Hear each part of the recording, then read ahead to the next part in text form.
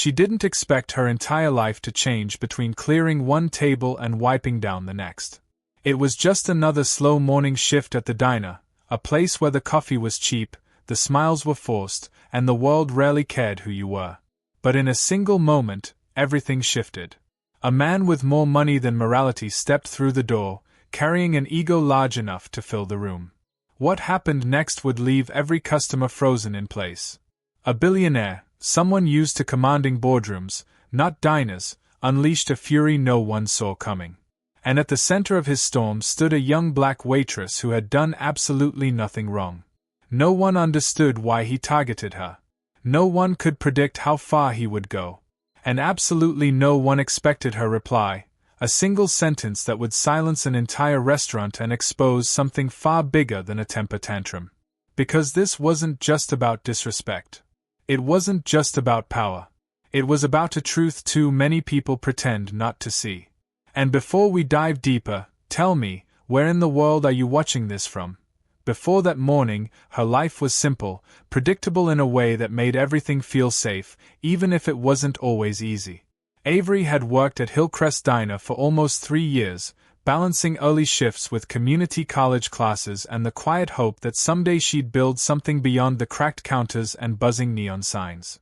She wasn't trying to impress anyone. She wasn't chasing fame or attention. She just wanted to make enough to keep her mother's lights on and save what little she could for her own future. Most mornings looked the same. She'd arrive before sunrise, tie an apron around her waist, and breathe in the familiar smell of burnt coffee and frying bacon. Regulars would wander in with their tired eyes, old stories, and the same orders they'd made for years. And Avery greeted each one with a gentle smile, even on the days when life felt heavier than she let on. People liked her kindness, her patience, her ability to make even the loneliest customers feel seen. But underneath that calm routine, Avery carried something she rarely spoke about. The quiet awareness that the world didn't treat everyone the same, and certainly not everyone who looked like her. She'd felt it in subtle glances, assumptions, comments that stung but never stopped her from pushing forward. She had learned to move carefully because of it. Still, nothing prepared her for what was coming. Because from the moment she stepped inside that morning, she sensed a tension she couldn't explain, a heaviness in the air, like the world itself was taking a slow breath before something changed. She didn't know a man whose name appeared in financial magazines was headed straight toward the diner. She didn't know his world, overflowing with wealth, pride, and entitlement, was about to collide with hers. She just knew she had tables to clean and orders to take.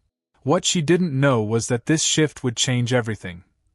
The first sign that something was wrong came when the diner door swung open with a force that rattled the frame. Avery didn't look up right away, but the room reacted before she did. Conversations faded. Even the cook peeked out from the kitchen window. Then she turned. A man in a flawless navy suit stood at the entrance, his expression already sharp with irritation. People recognized him instantly. A billionaire known for arrogance, scandals, and cruelty toward anyone he considered beneath him. And now he was looking straight at her. Avery approached with her usual calm, though something inside tightened. He brushed past her without a word, choosing a booth as if the world revolved around him. She followed to take his order, but before she could finish her sentence, he cut her off with a glare that felt like an accusation. He scanned her name tag, then scoffed, loud enough for her to hear, loud enough for others to notice. She kept her voice steady, but something inside her trembled. When she repeated her question, he exploded. Not because of anything she did, but because he needed someone to belittle. Criticizing the menu, the table, the air, her posture, her existence, his words were sharp, cruel, pointed. Customers froze in silence. No one stepped in. Avery felt her heart pounding. She tried to remain professional, but nothing she did mattered. He wasn't looking for service. He was looking for someone to target. A tiny slip of a tray, nothing spilt, nothing broken, became the spark he'd been waiting for. The billionaire erupted, raising his voice so loudly the windows vibrated. He hurled accusations, insults, and finally, something uglier. Something loaded with prejudice. something everyone heard but didn't want to acknowledge. Avery stood frozen, humiliation burning through her. But beneath it, something rose. Strength. Resolve. The refusal to shrink. Real stories like this need to be heard. Subscribe to support more.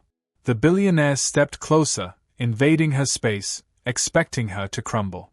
Instead, she lifted her head. And the sentence forming in her mind would stop the entire diner cold.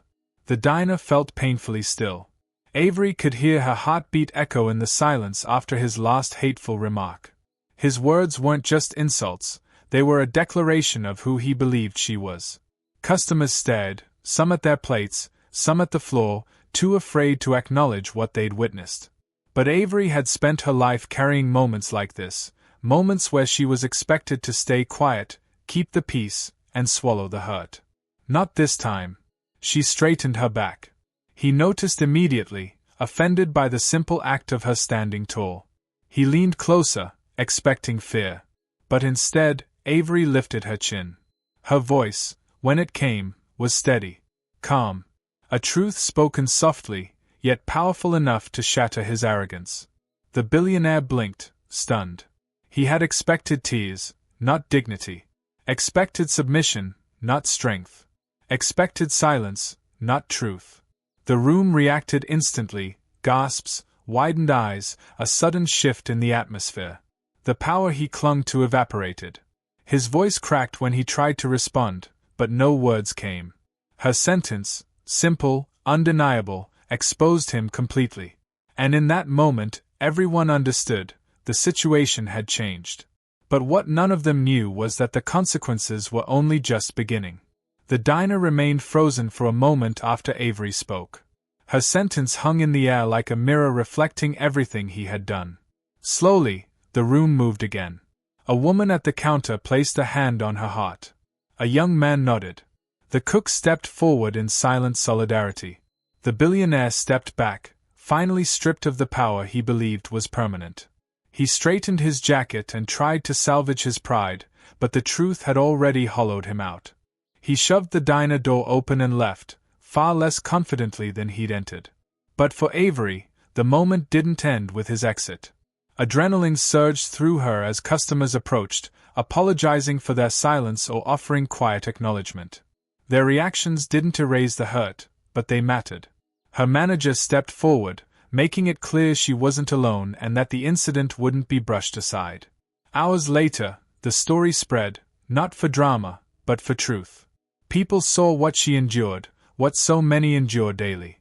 Avery didn't want fame. She wanted respect. And in that moment, she reclaimed it. Her story became a mirror reflecting a larger reality, a reminder of how easily prejudice is dismissed until it's undeniable. Because this wasn't just about Avery. It was about the countless people whose voices go unheard. And the question her story leaves behind is one the world can't ignore. How many more moments like this will it take before one finally becomes enough?